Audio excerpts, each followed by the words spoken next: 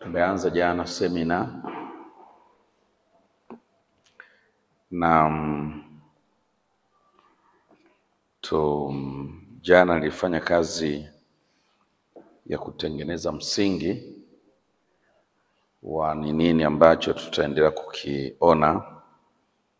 Kwa nilikuwa naendelea kutoa tafsiri ya hili neno kweli, ili tutakapokuwa tunaendelea na semina tutalitumia sana neno kweli, na kwa hiyo kila mtu awe anaweza kujua kweli ni nini. Nilitoa kweli kutoka katika lugha za kawaida, lakini nikazungumza kweli ni nini kupitia mtazamo wa kibiblia. Kwenye lugha ya kawaida ya Kiingereza au lugha tu yoyote ile, ikiwa Kiswahili, ikiwa Kiingereza, chochote kile, nitumia kamsi inayoitwa Macmillan English Dictionary for Advanced Learners, toleo la pili la mwaka 2007, na nikastoa neno kweli ni nini. Naomba nisirudie kwa sababu ya muda, lakini pia nilitumia kamusi ya Biblia itwayo NIV Compact Dictionary of the Bible. Katika hiyo pia nikapata wao wanatafsirije neno kweli. Na mwisho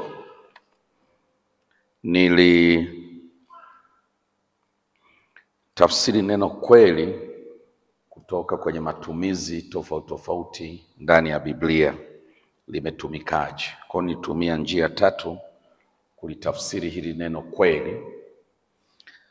Kama nilivyosema, nitumia kamsi ya lugha za kawaida, pili nikatumia kamsi ya Biblia, na tatu nikatumia fafanuzi za matumizi mbalimbali ya neno kweli lilivyotumika katika maandiko mbalimbali kwenye Biblia.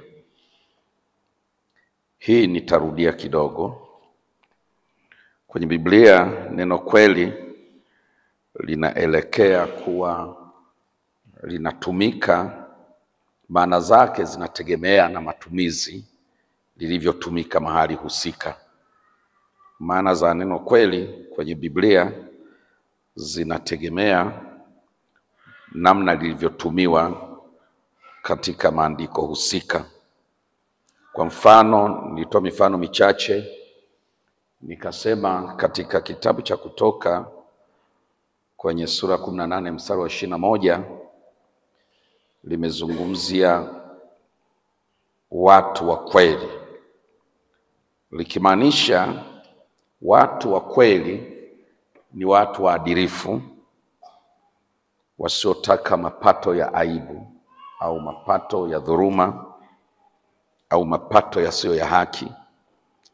Lakini pia watu hao ni watu waaminifu katika kiwango ambacho wanaweza kuwa watu wa kuaminika na wa kutegemewa. Watu wa kutegemewa, kwamba ukipewa jukumu mtu anaweza kaenda kastarehe, au anaweza kaenda akili yake ikawa na amani kabisa, kwamba yule nimemwachia jukumu, nina hakika litaenda kama ambavyo nilitarajia liende. Ana uwezo wa kusimama mahali pangu na katosha kuniwakilisha vizuri. Bwana Yesu asifiwe sana. Au akatosha kufanya lile ambalo ndilo kama ningekuwa mimi ningelifanya. Kwa hiyo huyo ni mtu wa kuaminika. Kwa katika matumizi hayo Biblia imetumia neno watu wa kweli. Wakati huyu Yethro akimshauri Musa kuweka viongozi mbalimbali katika ngazi mbalimbali kumsaidia kuongoza watu wa Israeli. Lakini katika Waebrania sura 6 na mstari wa 18, Timotheo wa pili sura ya 2 mstari wa 13, na Tito sura ya 1 mstari wa 2 imezungumza kweli, ikimaanisha tabia ya Mungu. Tabia ya Mungu ndiyo kweli. kwa sababu pia Mungu ndiye kweli.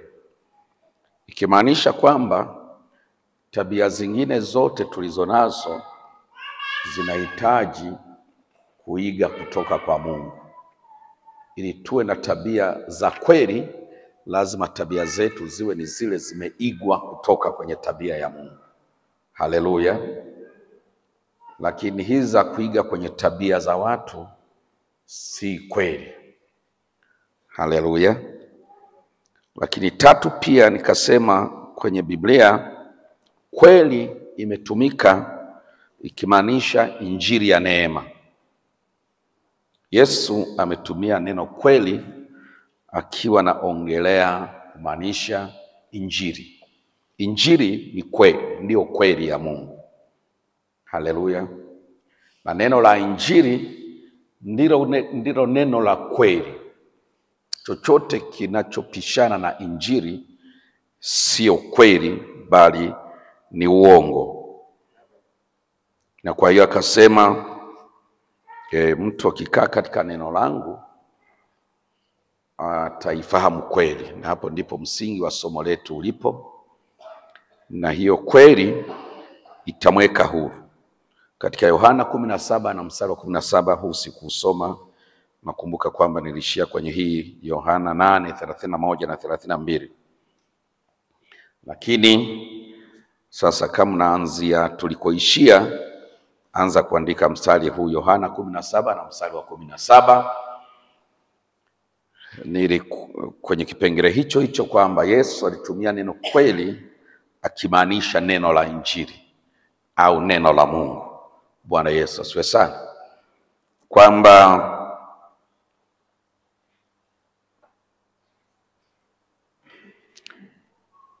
Yesu anaombea wanafunzi wake, anafika mahali fulani anamwambia Mungu awatakase kwa ile kweli. Anamwambia Baba, naomba uwatakase kwa ile kweli, na kweli ni neno lako. Bwana Yesu asifiwe sana. Kwa hiyo neno la Mungu au kweli ya Mungu inaweza kutakasa. Mahali pengine neno limetumika kumaanisha maji yenye kutakasa. Paulo katika Waefeso sura 5 anatumia neno kwamba Kristo anapotengeneza kanisa lake analisafisha kwa maji katika neno. Kanisa linasafishwa, linatakaswa kwa maji katika neno. Kwa maana kwamba neno la Mungu limetumika kama maji yanaweza kusafisha mtu maisha yake ya kiroho, yanaweza kumkamilisha. Kwa sababu nini? Kwa sababu hilo neno la Mungu ndilo kweli. Chochote ambacho hakiendani na neno la Mungu ni uongo. Haleluya. Kwa sababu kweli ni neno la Mungu. Nje ya neno. Kwa hiyo maana yake nini? Maana yake wanadamu tumepewa kuishi katika neno la Mungu na kuendesha mambo yote katika neno la Mungu. Tafsiri yake ni kwamba hata tukiwa tunafanya kazi zetu tuzifanye kwa mujibu wa neno. Haleluya. Ziwe za ajira au za kibiashara na nyinginezo, tuzifanye katika neno. Tukiwa tunajenga mahusiano na watu wengine, tuyajenge kwa mujibu wa neno. Chochote kijengwa nje ya utaratibu wa neno kimejengwa katika uongo. Haleluya. Kwa maana hiyo uongo si tamko tu lile tunaloweza kusema nimekwambia nitakupa kitu fulani halafu nisikupe, kwa sababu huu ni uongo, umenidanganya. Naweza nikakupa, lakini nikakupa si kwa mujibu wa mapenzi wala neno la Mungu. Bado nimekupa katika uongo. Japo kwa kibinadamu nimekuahidi na nimekupa na utaita kweli, lakini kwa sababu namna nilivyofanya inapingana na neno la Mungu, kilichotokea ni uongo. Umeelewa sasa kweli ilivyo na uongo ulivyo? Bwana Yesu asifiwe sana. Tunapozungumza uongo ni nini? Na tunapozungumza kweli ni nini? Manake Mungu ametuseti tuishi maisha yote na tufanye mambo yote kwa mujibu wa neno lake. Haleluya. Hata tukiwa wanafunzi tunasoma na kufanya mtihani, tufanye mitihani kwa mujibu wa neno la Mungu. Haleluya. Si kuna watu wanaiba mitihani? Sina watu wanatoa hela waonyeshwe majibu? Si wanaweza kufaulu, lakini si katika kweli. Tunakwenda pamoja. Haleluya. Kwa ujumla wa maisha yetu yote umewekwa katika mipaka ya neno, na maisha yanayoishi katika mipaka ya neno, hayo maisha ndiyo yanaishi katika kweli. Tunakuwa tunaishi katika kweli, lakini nje ya neno inakuwa sio maisha yaliyo katika kweli. Kwa hiyo kweli ni neno la Mungu kwa mujibu wa matumizi ya Yesu katika mistari inayomaliza kuwapa. Lakini pia kweli ni Yesu. Hiyo ni tafsiri nyingine kwenye matumizi ya kibiblia. Neno kweli pia limetumika likimaanisha kumtaja Yesu mwenyewe. Yesu mwenyewe ndiye kweli ya Mungu. Yohana sura 14 na mstari wa 6 anasema, mimi ndimi njia na kweli na uzima. Kwa kweli ni Yesu. Lakini pia kwa maana ile niliyomaliza kusema, neno la Mungu pia ni Yesu. Haleluya. Hapo mwanzo kulikuweko neno, naye neno alikuwako kwa Mungu, naye neno alikuwa Mungu. Huyo mwanzo alikuwapo kwa Mungu, na vitu vyote vilifanyika kwa yeye, na pasipo yeye hakikufanyika chochote kilichofanyika. Anayeongelewa hapo ni Yesu. Katika sura ya 19 ya Ufunuo kuanzia mstari wa 11, Yohana anasema, nikaona farasi mweupe, na yeye aliyempanda aitwa mwaminifu na wa kweli. Haleluya. Nikaona farasi mweupe, na yeye aliyempanda aitwa mwaminifu na wa kweli. Kwa kusema Yesu ndio kweli ni Yesu. Haleluya. Mwishoni pale nadhani ni mstari wa 17 wangu ngapi pale, anamalizia kwa kusema, naye analo jina, analo vazi mechovya katika damu, na jina lake aitwa neno la Mungu. Huyo ni nani? Ni Yesu. Bwana Yesu. Jina lake aitwa neno la Mungu. Lakini pale juu anasema aitwa mwaminifu na wa kweli. Bwana Yesu asifiwe sana. Kwa hizo ni tafsiri kadhaa za neno kweli kwa mujibu wa Biblia. Haleluya. Kwa mujibu wa Biblia, mtu wa kweli ni mtu mwaminifu wa kutegemewa. Haleluya. Kwa mujibu wa Biblia, kweli ni injili ya neema. Kwa mujibu wa Biblia, kweli ni neno la Mungu. Kwa mujibu wa Biblia pia, kweli ni Yesu Kristo. Bwana Yesu asifiwe sana. Kwa sasa tukiendelea na somo, nikiwa natumia maneno hayo kweli kweli, unaweza kuelewa naongea nini sasa. Haleluya, haleluya. Sasa naomba nikupe yale tunayoyatarajia. Yawezekana tukamaliza wiki hii, sijamaliza somo hili kwa sababu naona litakuwa refu, lakini tukimaliza semina nitaliendeleza kwenye mafundisho ya katikati ya wiki. Bwana Yesu asifiwe sana. Jambo la kwanza ambalo utegemea tutalikava humu ndani ni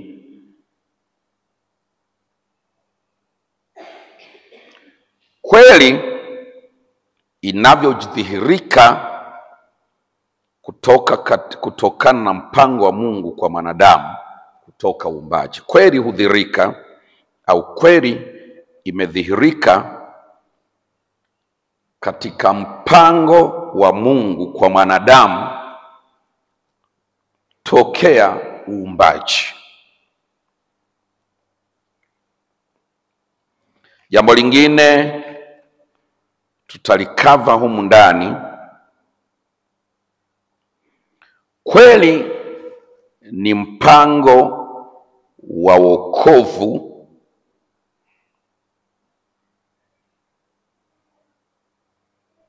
uliodhihirishwa katika Yesu Kristo. Kweli ni mpango wa wokovu uliodhihirishwa katika Yesu Kristo.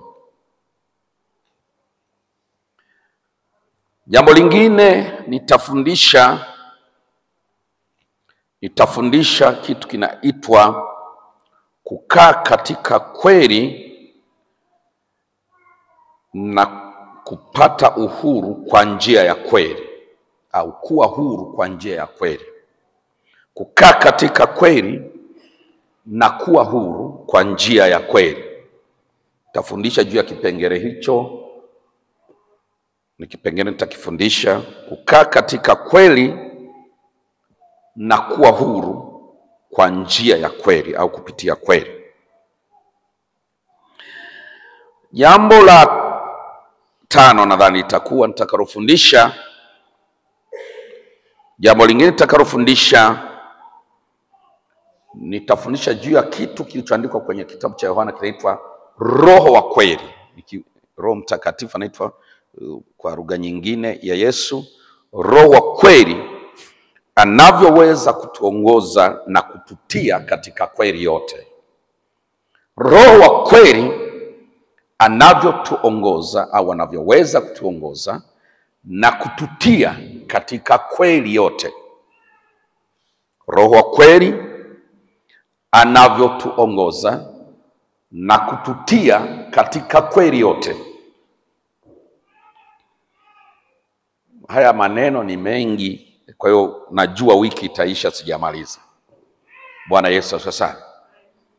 Jambo lingine tutajifunza ni kuabudu katika kweli. Yesu alimwambia Msamaria mwanamke kwamba saa inakuja na sasa ipo ambapo waabuduo halisi watamwabudu Mungu katika roho na kweli. Kwa hiyo tutazungumza kitu kinachoitwa kumwabudu Mungu katika kweli. Kuabudu Mungu katika kweli. Haleluya. Halafu tutazungumza kitu kinaitwa tabia za kweli. Mahali kweli ipo, maana kuna Biblia inasema katika Yohana kwamba kweli inaweza kuwa ndani yetu au isiwemo ndani yetu. Haleluya. Haleluya. Yohana, kuna mstari najaribu kukumbuka. Unasema tukizungama dhambi zetu, yeye ni mwaminifu na wa haki hata tusamehe na kututakasa udhalimu wetu wote. Lakini tusema tu kwamba hatuna dhambi, wala hiyo kweli nilikuwa natafuta hilo neno. Kwa kuna kweli kuwemo ndani na kweli kutokuwemo. Sasa ni tabia zipi zinazofunua kwamba ndani ya mtu fulani kweli inakaa? Kweli imo. Kweli inapokuwa inakaa ndani ya mtu inadhihirika vipi? Ni tabia zipi zinazoidhihirisha kweli ikiwa inakaa ndani ya mtu? Bwana Yesu asifiwe sana. Tabia za kweli. Kweli kikaa, nini kinaonyesha kweli inakaa ndani ya mtu? Bwana Yesu asifiwe. Halafu nitafundisha sasa uongo au udanganyifu ulivyoanza kuingia duniani. Kwa nini nimeweka uongo mwishoni? Nimetumia muda mrefu kusema kweli, alafu uongo na usema mwishoni. Kwa sababu huwezi ukashinda uongo mpaka uwe unajua kweli. Na mara nyingi sana tumejaribu kupambana na uongo. Na wakati mwingine watumishi wa kweli tumewaita watumishi wa uongo, na wa uongo pia tumewaita watumishi wa kweli, kwa sababu pia hatujui kutofautisha kweli ni nini na uongo. Tunajaribu kutambua uongo bila kuwa tunajua tunapima kwa kigezo kipi. Maana ili ujue uongo lazima uwe na kipimio, kigezo. Unatumia kigezo kipi kusema huu ni uongo? Huyu sio mtumishi wa kweli, ni wa uongo. Huyu ni nabii wa kweli, sio au ni nabii wa uongo. Nini kinakufanya useme hivyo? Kwa sababu ya kutokujua hayo, wako walio wa kweli tumewakataa tukidhani sio wa kweli, na wako wasio wa kweli tumewapokea tukidhani ndio wa kweli, kwa sababu ya kukosa vipimio au vigezo, kwa sababu ya kutokuijua kweli. Sisi wenyewe tunataka kujua uongo bila kujua kwanza kweli. Kwa ni vigumu kujua uongo mpaka unajua kweli kwanza. Bwana Yesu Kristo asifiwe. Haleluya, haleluya, haleluya. Na mwisho nitaongelea aina za udanganyifu, au kwa maneno mengine viashiria mbalimbali vya kuwepo kwa udanganyifu. Nikimaliza kipengele hicho nitakuwa nimehitimisha somo, na naweza kuwa na hakika inawezekana isiwe wiki hii. Bwana Yesu asifiwe sana. Nitazungumzia aina mbalimbali za udanganyifu, au kwa maneno mengine viashiria mbalimbali vya kuwapo kwa udanganyifu. Vingine viko kwenye lifestyle au mtindo wa maisha ya watu. Vingine viko kwenye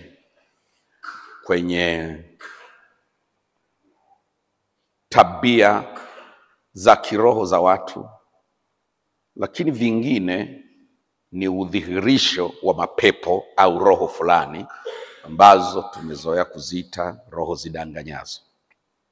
Haleluya. Sio kila deception ni demonic. Yani sio kila udanganyifu chimbuko lake ni pepo. Mwingine uko kwenye lifestyle tu ya mtu. Haleluya. Lakini kuna udanganyifu mwingine chimbuko lake ni roho. Hayo yote tutayapitia. Kuna udanganyifu mwingine ni matokeo ya mfumo uliopo duniani. Kama Mungu atanijalia nafasi, nitapeleka mbali zaidi kuonyesha dunia namna ilivyo sasa hivi, na mifumo ya dunia inavyotengenezwa kutoka kwenye roho ya mpinga Kristo. Nitawatazamisha kitu ambacho kinaitwa New World Order, na humu ndani kwenye New World Order mwanze kuona hiki kitu mnalia sana, ushoga na vitu gani hivyo vya namna hiyo. Mtaviona ambavyo havikuibuka tu, ni kitu kiko kwenye kitu kinaitwa tunaita New World Order. Namna dunia inavyotawaliwa kimfumo inazaa vyote hivyo ambavyo tunapiga navyo kelele, na saa nyingine kuviondoa hatuwezi. Hata serikali zilitaka kuvikemea, zinatoa kigugumizi. Baada ya kupiga marufuku zinatoa tu lecture. Jamani, hao watu mnao kwenye jamii zenu, naomba mwe mnawafunua. Yani haiwezi hata kupata ujasiri kusema sheria ni hii. Unavuta bangi kama China, na wewe unaondolewa. Tunakukamata shoga, umeisha kifungo cha maisha. Ni vitu viko kwenye uwezo wa serikali mbalimbali duniani, lakini haziwezi kwa sababu it is a world order. Bwana Yesu asifiwe sana. Iko kwenye world order. Mnabaki mnasema tu maneno, utafikiri nguvu hamna. Bwana Yesu asifiwe sana.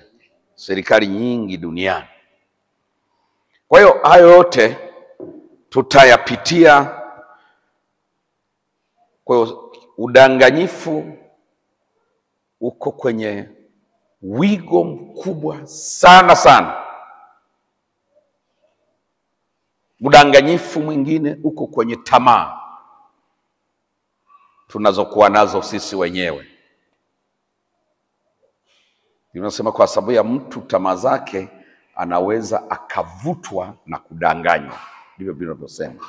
Kwa kupitia kitu kinaitwa tamaa, mtu anaweza akavutwa na kudanganywa. Bwana Yesu asifiwe sana. Kwa udanganyifu una machimbuko mbalimbali. Na si kitu unaweza kurashi tu ukaanza kuataki. Unaweza kuataki udanganyifu, kumbe unachokiataki, unachokishambulia ni 0.000000001 ya udanganyifu ulioko duniani. Alafu unaona unajisifu tumekabiliana na udanganyifu. Kumbe hata robo hujaweza hata kwanza kuzijui. Na zingine wewe mwenyewe unaziishi. Ya unashambulia udanganyifu huu na mwingine wa upande mwingine wewe unauishi wewe mwenyewe. Bwana Yesu asifiwe sana. Bwana Yesu Kristo asifiwe sana. Kwa udanganyifu ni kitu kipana. Ni utaratibu ulidizainiwa kwa akili kubwa katika serikali ya Lucifer. Na haikukurupuka. Ilihakishi na tengeneza kitu imara, kitu ambacho mpaka neema ya Mungu ikufumbue macho kujua udanganyifu. Sio jambo naenda leo unaona.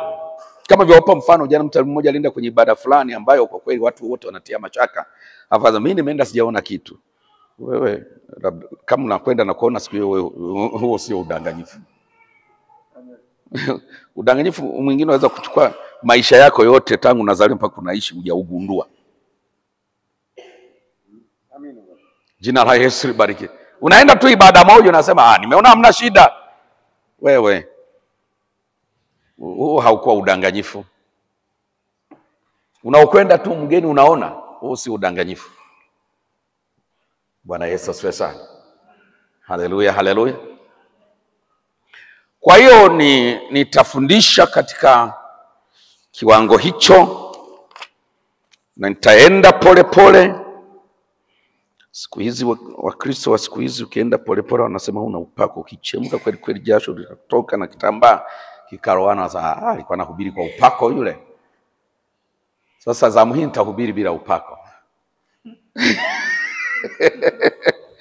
Maana yake sitachemka. Haya mambo nafundisha ni ya muhimu sana. Na kama niliwaambia wakati naanza kanisa la kwanza, wale wazee, hii ilikuwa ni vita. Kupambana na roho za udanganyifu ilikuwa ni vita. Wazee walikuwa serious. Wala sio jambo la kuchemka, ni jambo la kwenda pole pole. Tuelewane. Bwana Yesu asifiwe sana. Kwa sababu kukabili udanganyifu na kufanya watu wajue iliyo kweli na kuishika iliyo kweli ni vita kubwa. Na uongo unatetewa na uongo unatungiwa hata sheria za kuulinda. Amen. Tunakwenda pamoja. Uongo unatetewa kwa nguvu nyingi na uongo unatungiwa hata sheria za kuulinda. Kwa vita dhidi ya uongo na udanganyifu haihitaji hisia. Haifanywi kwa hisia. Inatakiwa ifanywe vizuri. Haleluya. Ili walio wa kweli wapone. Maana vita yake jinsi ilivyo inasema hivi, ya kwamba Yesu anasema, mimi nilikuja kwa ushuhuda wa kweli kwamba nimetumwa na Baba, hamkunipokea. Lakini yuko atakayekuja kwa ushuhuda wa jina lake mwenyewe, atakuja kwa jina lake mwenyewe, huyo mtampokea. Mimi nimekuja kwa ushuhuda kwamba nimetumwa na Baba, nimetoka kwa Baba, mkanikataa, hamkunipokea. Lakini kuna mwingine atakuja kwa jina lake, alikuwa anatoa unabii juu ya ujio wa mpinga Kristo, ambaye dunia yote itampokea na hakutakuwa na mjadala kama huu wa Yesu. Wa Yesu mjadala ni mkubwa, wengine wanapinga, wengine wanakufuru, wengine wanakashifu. Lakini ule wa yule atakayekuja kwa jina lake mwenyewe yule, haleluya, yule itatangazwa kwenye matelevisheni, tumepata suluhisho la dunia, tumepata mtawala mpya, jamani mfuateni, sheria zitatungwa, majeshi yatasimama kuhakikisha kwamba huyu anafuatwa, maelekezo yake yanaheshimiwa, mfumo wake unafuatwa kwa kisheria, tena kwa lazima. Jina la Yesu libarikiwe. Dunia nzima itaambatana nyuma yake.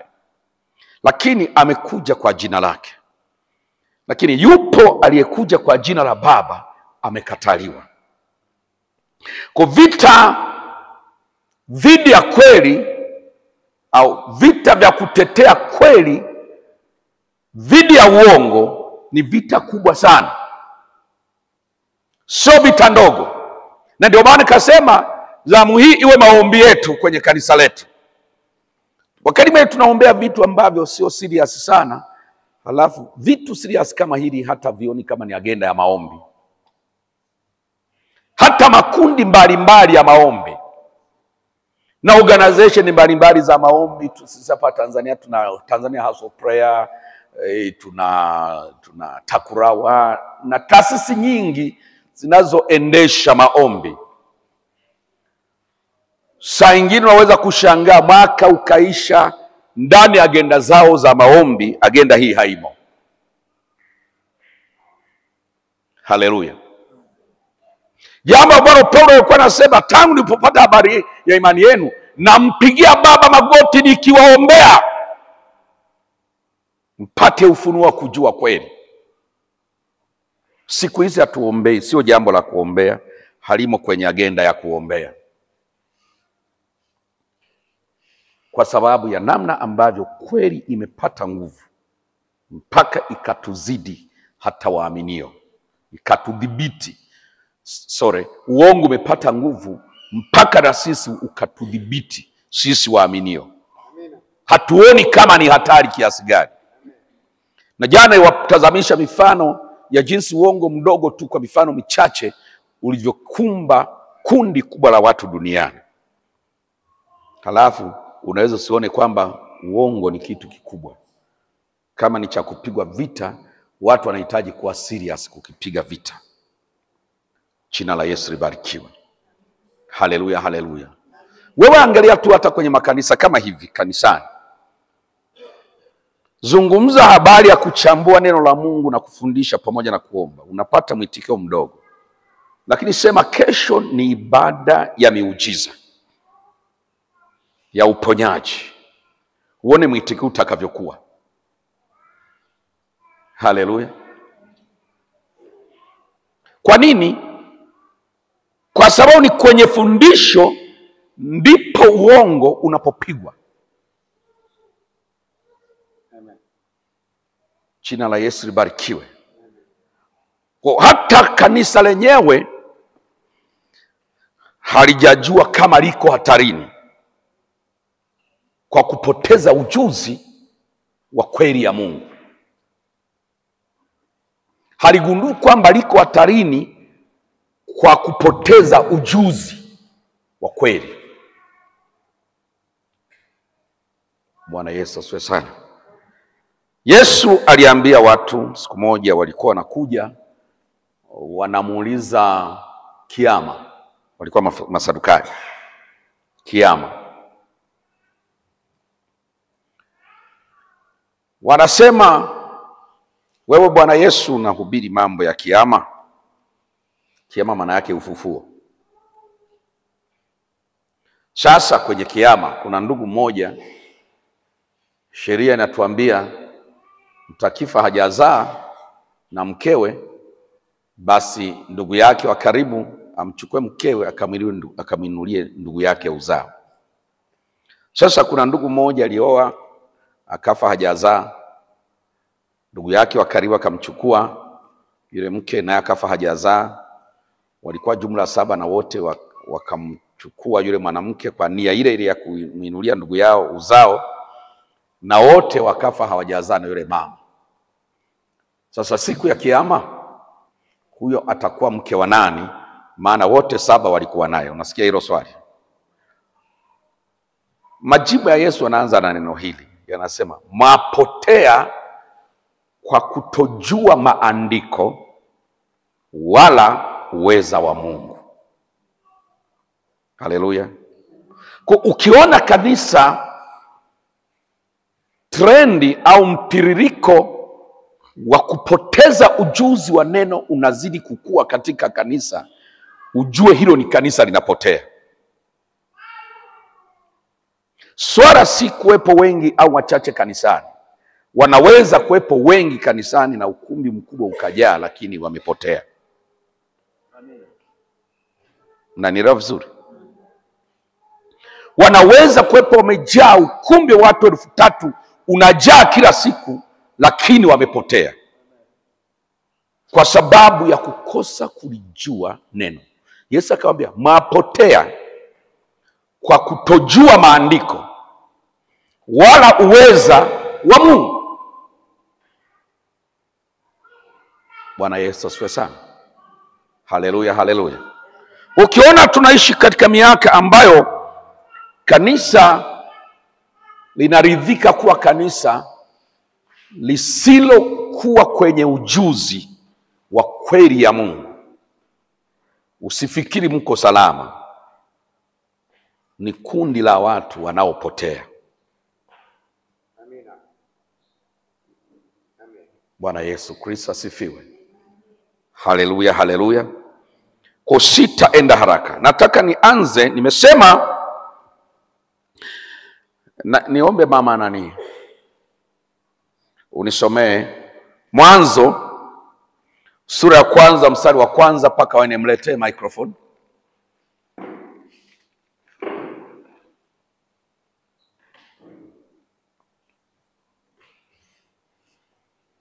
Mwanzo sura ya 1 mstari wa 1 mpaka wa 4. Nasoma kitabu cha Mwanzo sura ya 1 mstari wa 1 hadi wa 4. Biblia Takatifu inasema, hapo mwanzo Mungu aliziumba mbingu na nchi. Nayo nchi ilikuwa ukiwa tena utupu, na giza lilikuwa juu ya uso wa vilindi vya maji. Roho ya Mungu ikatulia juu ya uso wa maji. Mungu akasema, iwe nuru, ikawa nuru. Mungu akaiona nuru ya kuwa ni njema. Mungu akatenga nuru na giza. Mungu akaliita nuru mchana, na giza akaliita usiku. Ikawa jioni, ikawa asubuhi, siku moja. Amen. Bwana Yesu asifiwe. Kweli inadhihirishwa na mpango wa Mungu kwa mwanadamu. Pokea uumbaji. Kwenye uumbaji Biblia inaonyesha kabla Mungu hajafanya uumbaji wa siku 6 tunaosoma katika kitabu cha Mwanzo, inaonyesha uharibifu ulikuwa umeshatokea awali. Ndio maana mimi kwa ufahamu wangu, hiyo sio lazima uikubali, usipoikubali pia haikuzuii kwenda mbinguni. Bwana Yesu asifiwe sana. Ufahamu wangu unaamini kwamba shetani alikuwa ameshaanguka na kuja kabla Adamu hajaumbwa. Bwana Yesu asifiwe sana. Na pia kuamini kwangu kuna amini kwamba hii dunia, kwa maana ya hili tufe dongo hili pamoja na sayari nyenzake na maji vilikuwepo kabla ule uumbaji wa siku sita, kwa maana ya kwamba kabla ya hapo tunaposomea uumbaji. Kwa sababu Biblia inaanza nasema hapo mwanzo Mungu aliumba mbingu na nchi. Hasemi siku ya kwanza. Anasema ilikuwa jioni ikawa asubuhi siku ya kwanza, akiwa amesema nuru iwepo. Lakini kabla ya hapo tunafungua Biblia tu, tunaanza mstari wa kwanza, tunakuta dunia ipo na maji yapo. Bwana Yesu asifiwe sana. Lakini vipo katika hali ya kuharibika. Hiyo nimesema uumbaji wa siku sita, dunia ilikuwa imeshaumbwa kabla ya huo. Unaweza kuikubali usikubali, na haikuzui kwenda kwa hiyo usiwe na matatizo wala tusibishane. Bwana Yesu asifiwe sana. Haleluya, haleluya. Kwenye hiyo tusibishane, kwa sababu haitakuzuia kwenda mbinguni. Bwana Yesu asifiwe sana. Hiyo ni mtazamo wangu wa usomaji. Naanza kuiona dunia iliyoharibika. Biblia inasema dunia ambayo ni ukiwa tena utupu. Lile neno ukiwa limetafsiriwa kwa maandiko yote. Neno linatumika linaitwa formless. Formless sio ukiwa kama na ufahamu kwa lugha ya Kiswahili. Formless ni kuwa kitu kisichoeleweka umbile. Yaani huna namna unaweza kulitafsiri umbile kwamba hiki kitu kina umbile lipi. Haleluya. Kwa leo tunasema tufe, lakini inawezekana halikuwa tufe. Maana Biblia inasema it was formless. Na tufe sio formless. Dunia si duara hivi. Sasa tutasema hiyo ni formless. Si umbo linaeleweka hilo. Biblia inasema kabla ya wakati Mungu anaanza kusema, lilikuwa halina umbile. Dunia ilikuwa haina umbile. Haina umbo. Si ni umbile au umbo? Kiswahili kizuri ni umbo nadhani. Ilikuwa haina umbo. Bwana Yesu asifiwe sana. It was formless. Ikisema haikuwa na umbo, ilikuwa ni kitu kisichoeleweka. Kwa maneno mengine, ilikuwa na sura isiyoeleweka. Ukishasikia neno hilo, lazima ujue shetani alishafanya kazi hapo. Bwana Yesu asifiwe sana. Lazima ujue moja kwa moja kwamba shetani alishafanya kitu fulani hapo. Halafu tunaikuta yote imezama kwenye maji. Yote nzima nzima imezama kwenye maji. Imegarikishwa kwenye maji. Lakini ina utupu. Unaposema utupu, inaitwa void. Void ni kwamba hakuna kitu, yani hata hewa hamna. Kwa sababu hewa ikiwepo hapo sio patupu. Wale waliosoma sayansi wakasoma kitu kinaitwa mada. Mada mnakikumbuka? Tunasema matter. Matter has form, it occupies space and has weight. Na vyote hivyo hewa inavyo. Haleluya. Hewa ina uzito. Sawa? Hewa inaweza kukaa kwenye nafasi. Ikajaza nafasi. Ndio maana wanapuliza kwenye mpira unajaa, na ukitoa mpira hauwezi kubaki umetuna tena. Kwa sababu hewa inashika nafasi. Kwa anaposema dunia ilikuwa utupu, maana yake hata hewa haikuwepo. Ilikuwa utupu. Hamna kitu. Haleluya. Ilikuwa ni vacuum, hamna kitu chochote. Hiyo ndio hali. Na ukisikia maneno hayo, lazima ujue kuna uharibifu ulishatokea. Ilikuwepo, halafu ikaharibiwa. Halafu na Biblia inaongeza, anasema kitu kingine, inasema ilikuwa gizani. giza liliifunika. Haleluya. Ukishasikia giza imefafanua zaidi. Yaani giza umeshasema shetani tayari. Biblia inasema ufalme wake ni ufalme wa giza. Haleluya. Yeye mwenyewe anaitwa mfalme wa giza na ufalme wake ni ufalme wa giza. Kwa unaposema giza lilifunika, unaona shetani moja kwa moja. Unaona utawala wa shetani moja kwa moja. Sasa kitu Mungu alifanya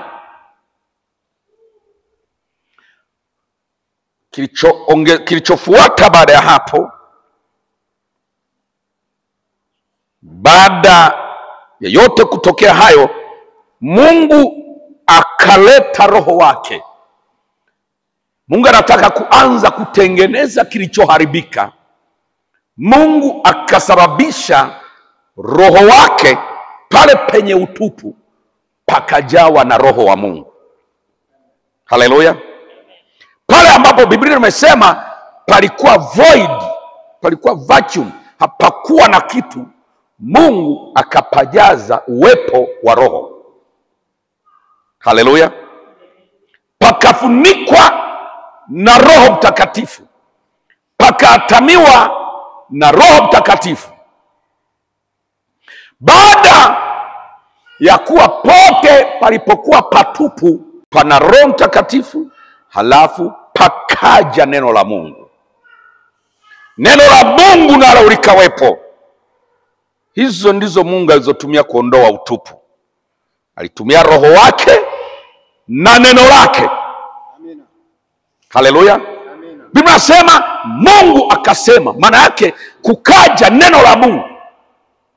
Sasa uanze kugundua kwamba ukianza kuishi Ukristo usiozingatia njaa ya neno la Mungu, ujue unaishi Ukristo wa aina gani. Ujue kwamba neno la Mungu lilivyokuwa la muhimu kuondoa utupu na kuirudisha dunia kwenye shepu yake.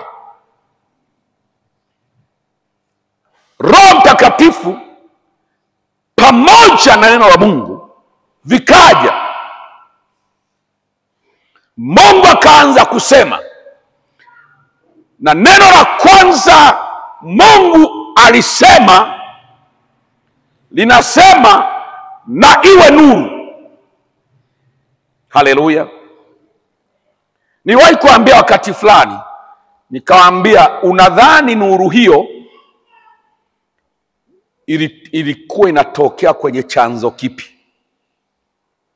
Kwa sababu ukisoma vizuri uumbaji wa siku 6 unakuta liliumbwa jua siku ya 4. Sawa? Na hii nuru imekuwepo tangu siku ya kwanza. Nini kilikuwa chanzo cha hiyo nuru? Maana jua halikuwepo. Haleluya. Ili ujue chanzo cha hii nuru kilikuwa nini, nenda Yerusalemu mpya, Ufunuo 21. Hatusomi hapo sasa hivi, utasoma mwenyewe. Nenda Ufunuo sura 21 uone Yerusalemu mpya. Biblia inasema mji ule hautahitaji jua kuangaza, kwa sababu mwana kondoo ndiye nuru yake. Unaweza kuanza kuniona sasa ninakoelekea. Bwana Yesu asifiwe sana. Mungu akasema na iwe nuru, mara ikawa nuru. Maana yake mamlaka ya Kristo aliye nuru halisi ikaanza kusimama. Maana kila kitu kinaweza kutengenezeka katika Yesu Kristo.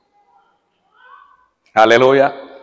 Kila kilicho kibaya, kilichoharibika kinaweza kurekebika katika Yesu Kristo.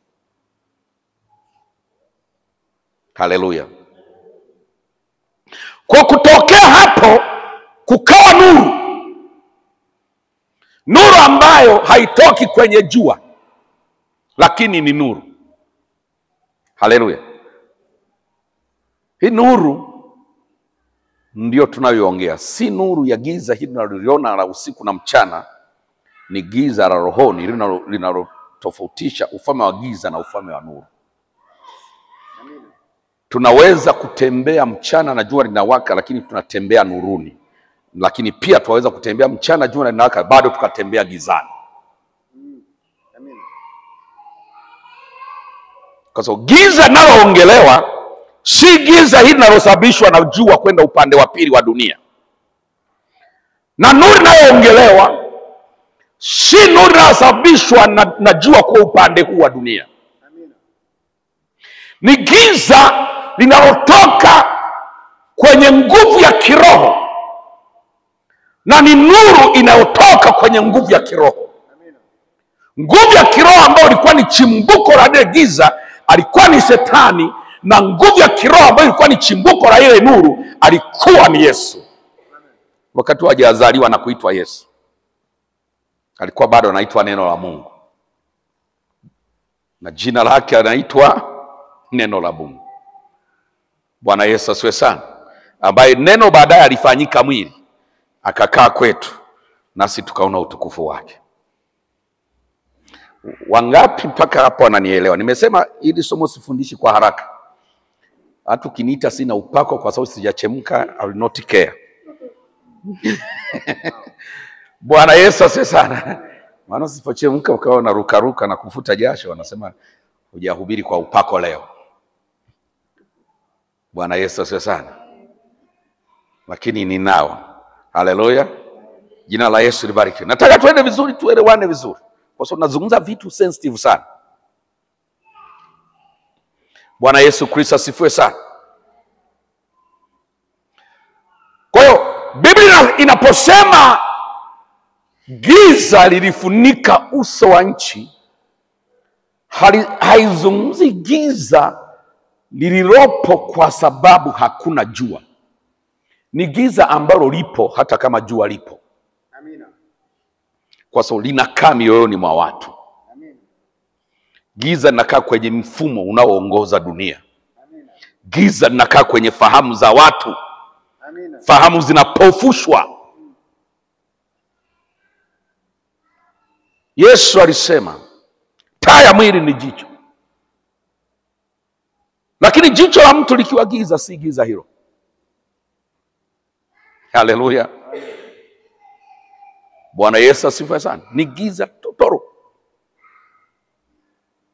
Akimaanisha mtu akishindwa kuona vitu Mungu anavyofanya, akashindwa kuona ndani ya plani ya Mungu kwenye maisha ya mwanadamu, hilo jicho la huyo mtu liko gizani, halioni.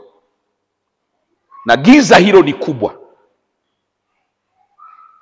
Mwanadamu akiishi akawa hana uwezo wa kuwa na jicho linaloona mpango wa Mungu juu ya wanadamu. Haleluya. Hilo jicho lina giza. Amen. Na giza hilo Yesu anasema si giza, ni bara, ni kubwa, ni giza kubwa. Kushindwa kuweza kuona mpango wa Mungu juu yako, juu ya ulimwengu. Haleluya, haleluya, haleluya. Kwa hiyo neno na Roho Mtakatifu zikatumika kama nyenzo za kuondoa giza na nuru kuja. Nuru ikaja. Bwana Yesu asifiwe sana. Nuru ilipokuja, nataka ili uelewe sasa nuru. Mimi na wewe tusome Yohana sura ya 3 mstari wa 16 mpaka wa 21. Mama naomba tusomee Yohana sura ya 3 mstari wa 16 mpaka wa 21. Tasoma kitabu cha Yohana sura ya 3 kuanzia mstari wa 16. Biblia inasema, amwaminie yeye hahukumiwi, asiyeamini amekwisha kuhukumiwa, kwa sababu hakuliamini jina la Bwana aliye wa Mungu. Umeanzia 16. Kwa maana jinsi Mungu alimpenda ulimwengu hata akamtoa amwaminie asipotee, bali awe na uzima wa milele. Maana Mungu hakumtuma mwana ulimwenguni ili auhukumu ulimwengu, bali ulimwengu uokolewe katika yeye. Amwaminie yeye hahukumiwi, asiyeamini amekwisha kuhukumiwa, kwa sababu hakuiamini jina la mwana pekee wa Mungu. Na hii ndiyo hukumu ya kuwa nuru imekuja ulimwenguni. Pole. Na amesema, ngoja. Amesema Yesu, anayemwamini nani? Yesu hahukumiwi, si ni sawa? Asiyemwamini Yesu amekwisha kuhukumiwa. Na sababu ni nini? Sio kwamba ni mwasherati, sio kwamba ni jambazi. Kitendo cha kutoamini hili jina. Tutaendelea kuongea upekee wa hilo jina. Nilikuwa nazungumza Dar es Salaam, ndio somo nilikuwa nahubiri Dar es Salaam, jina la Bwana. Atahukumiwa kwa sababu hakuamini jina la mwana pekee wa nani?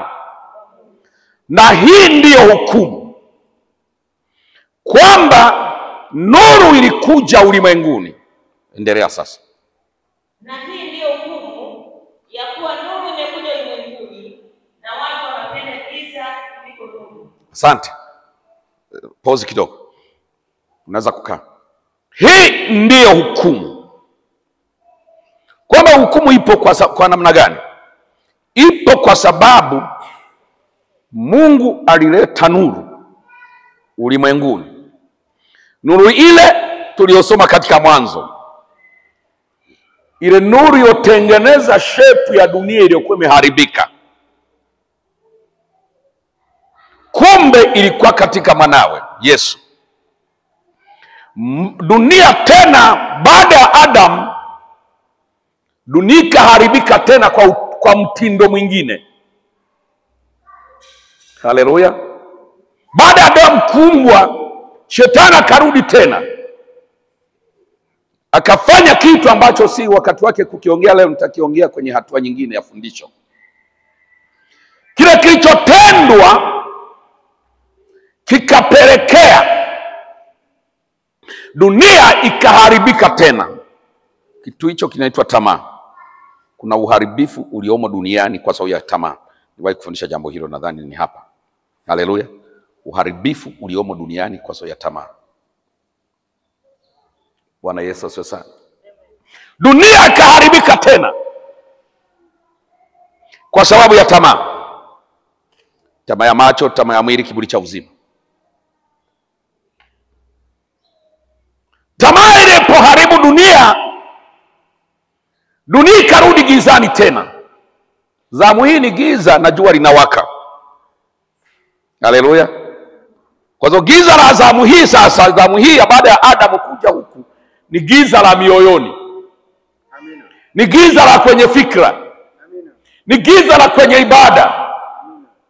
Tunaabudu kitu kingine, anaachwa Mungu wa kweli. Vinaabudiwa vingine. Ni giza la ibada. Watu wanatafuta Mungu kwa kupapasa, mpaka Wayunani wakaandika kwa Mungu asiyejulikana. Amina. Maana wanaabudu Mungu gizani. Msamaria anasema sisi tunaabudu mlima huu na ninyi mnaabudu Yerusalemu. Wote wanapapasa. Yesu akasema hawaabudu hivyo, wanaabudu katika roho na kweli. Jina la Yesu libarikiwe. Giza hata kwenye namna ya kumtafuta Mungu. Giza hata kwenye namna ya kuabudu. Giza hata namna ya kuendesha maisha. Giza hata namna ya kuona mpango wa Mungu. Giza kwenye kila eneo. Mungu akaona vema tena aisaidie dunia, akatuma nuru. Haleluya. Ili giza liondoke kwa neno lake. Maana tangu mwanzo Mungu alitumia neno kuondoa giza. Akasema na iwe nuru. Zamu hii lile neno akalifanya kuwa mwili, akalituma duniani ili giza liondoke. Aliondoa mwanzo giza kwa neno, na hata sasa anaondoa giza kwa neno lake alilofanya kuwa mwili. Bwana Yesu asifiwe sana. Haleluya.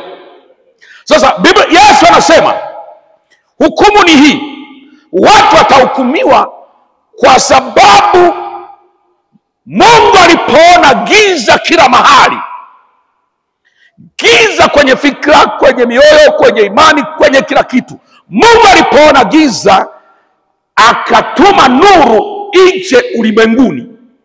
Bado watu wakaendelea kuchagua giza, wakakataa nuru. Amen.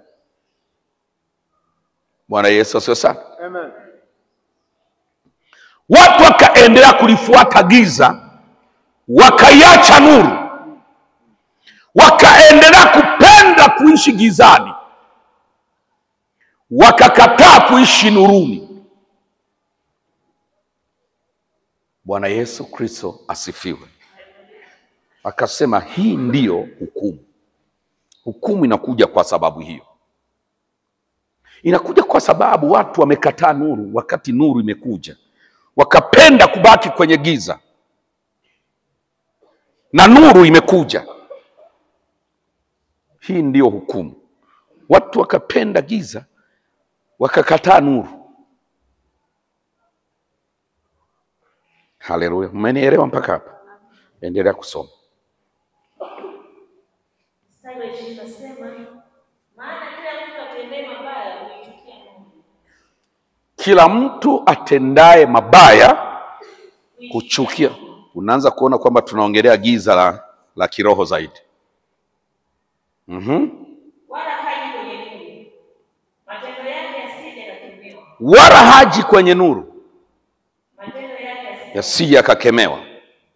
bali yeye aitendaye kweli kuja kwenye nuru. Yeye aitendaye, unaona neno kweli limekwisha kuja hapa. Haleluya. Yeye aitendaye kweli Kuja kwenye nuru, huja kwenye nuru, ili matendo yake yaonekane wazi. Yametendwa. Amen. Yeye anayeipenda kweli. Katika vipengele hivyo nilivyoandika hapo, kuna kipengele kimojawapo kina neno hilo linaloitwa kuipenda kweli. Haleluya. Kuna mahali nitagusia kwa kina neno linaloitwa kuipenda kweli. Haleluya. Yeye anaitenda kweli au anaipenda kweli, anatenda mema na matendo yake hahitaji kuyaweka kwenye giza, anaweka nuruni, yaonekane kwamba yametendwa katika Mungu. Kwa unaweza kuona kwamba unaposema kweli unazungumza chochote kilichofanywa katika Mungu, na chochote kinachofanywa nje ya Mungu ni giza. Amina. Na ni uongo. Amina. Na ni udanganyifu. Amina. Haleluya. Chochote kinachotendwa nje ya Mungu ni giza, ni uongo na ni udanganyifu. Kwa tunaishi katika kweli. Malizia mistari hii halafu tuwe na dakika chache angalau za kuomba. Yohana sura kwanza mstari wa 9 mpaka 17. Mapenzi ya mwili, wala si mapenzi ya mtu, bali kwa Mungu. Naye neno alipofika mwili alikaa kwetu, nasi tunauona utukufu wake, utukufu kama wa mwana pekee atokaye kwa Baba, amejaa neema na kweli. Yohana alishuhudia, akapaza sauti yake akasema, huyu ndiye niliyenena habari zake ya kwamba ajaye nyuma yangu amekuwa mbele yangu, kwa maana alikuwa kabla yangu. Kwa kuwa katika utimilifu wake sisi sote tulipokea neema juu ya neema. Kwa kuwa torati ilitolewa kwa mkono wa Musa, neema na kweli vilikuja kwa mkono wa Yesu Kristo. Hakuna mtu aliyemwona Mungu wakati wowote. Mungu mwana pekee aliyekuja kifua cha Baba, huyo ndiye aliyemfunua. Na huo ndio ushuhuda wake Yohana. Wayahudi walitoka kwake kwa kuhani na Walawi kutoka Yerusalemu ili wamuulize, wewe u nani? Umesoma mpaka? Umepitiliza. Nilikuwa nimesema mpaka 17. Bwana Yesu asifiwe sana. Haleluya. Neema na kweli zilikuja kwa mkono wa Yesu Kristo, lakini torati ilikuja kwa mkono wa Musa. Neema na kweli zikaja kwa mkono wa Yesu Kristo, na Yesu ndiye aliyekuwa ile nuru halisi. Unaposema Mungu akasema na iwe nuru, Yesu alikuwa ndio ile nuru halisi, na ile nuru halisi ikaja ulimwenguni ili imtie nuru kila mmoja. Haleluya! Sema mwanadamu kuweza kupatana na Mungu tena na kuondokana uharibifu uliomo duniani imekuja kwa mkono wa Yesu Kristo. Kwa tunapozungumza mpango wa Mungu juu ya mwanadamu, lazima ujue yafuatayo. Mungu alitaka mwanadamu asiishi gizani tena. Amina. Mungu si mpango wake mwanadamu aishi kwenye giza tena. Amina. Unaposema mpango wa Mungu juu ya mwanadamu, unasema mwanadamu asiishi kwenye uharibifu tena. Haleluya! Mwanadamu asikae tena katika uharibifu. Lakini mpango wa Mungu ni mwanadamu akae na aishi siku zote katika kweli, na kweli imekuja na kudhihirika katika mkono wa Yesu Kristo. Kwa mpango wa Mungu juu ya mwanadamu wote umefungwa kwa pamoja ndani ya Yesu Kristo. Haleluya! Kila mtu anamhitaji Yesu. Kila mtu anahitaji kuwa mwaminifu kwa Yesu. Tofauti na hapo, asijidanganye, anaishi gizani. Na kama anaishi gizani, anaishi kwenye uongo, anaishi kwenye kudanganyika. Mwanadamu yeyote, hatujalishi yuko kanisani, hayuko kanisani, lakini asipoishi katika Yesu Kristo, kaamini dini yake bila kujalisha jina zuri, hata kama inaitwa kama langu hili Gilgal Christian Ministries International, ninaloamini ni jina zuri. Bwana Yesu asifiwe sana. Haleluya, haleluya. Bado amedanganyika, kwa sababu dini yako bila kujalisha jina la dini isipompa nafasi Yesu aliye nuru ya mwanadamu, aliye matengenezo ya uharibifu wa maisha ya mwanadamu,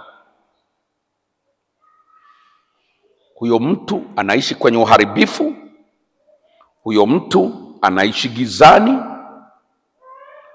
huyo mtu bado amepotea, huyo mtu yuko nje ya mapenzi ya Mungu, huyo mtu haishi katika kweli. Kweli ya Mungu imedhihirika katika Yesu Kristo, nayo kusudi lake ni kumpa mwanadamu nuru na kuondoa giza. Bwana Yesu asifiwe. Jioni leo naomba tusimame, tutumie tena dakika chache kuomba. Naomba maneno ninayozungumza ya kutie ndani mwako mzigo, si wa kwako peke yako. Maana nimesema tangu jana, hii tunazungumza kama wanaozungumza mlipuko wa ugonjwa. Unajua mlipuko wa ugonjwa ukitokea, kwa mfano kumetokea kipindupindu, mlipuko, kumetokea mlipuko wa magonjwa kama Ebola na mengine ya aina hiyo, watu wanachukua hatua za kidharura. Haleluya. Na mikakati yake ya kukabiliana na huo mlipuko inakuwa mikubwa na inasimamiwa na serikali kwa nguvu nyingi. Inakuwa ni kampeni maalum ya kupambana na hiyo kitu ilolipuka. Sasa nataka niwahakikishie kanisa kukumba na wimbi la kuondoka kwenye kweli na kuingia kwenye udanganyifu ni kama outbreak, ni kama mlipuko fulani wa ugonjwa. Imekuja kwa ukubwa unaokumba wengi kwa wakati mmoja. Bwana Yesu asifiwe sana. Watu, kanisa na dunia kuondoka katika kweli na kuingia kwenye udanganyifu ni jambo sasa lipo kama mlipuko.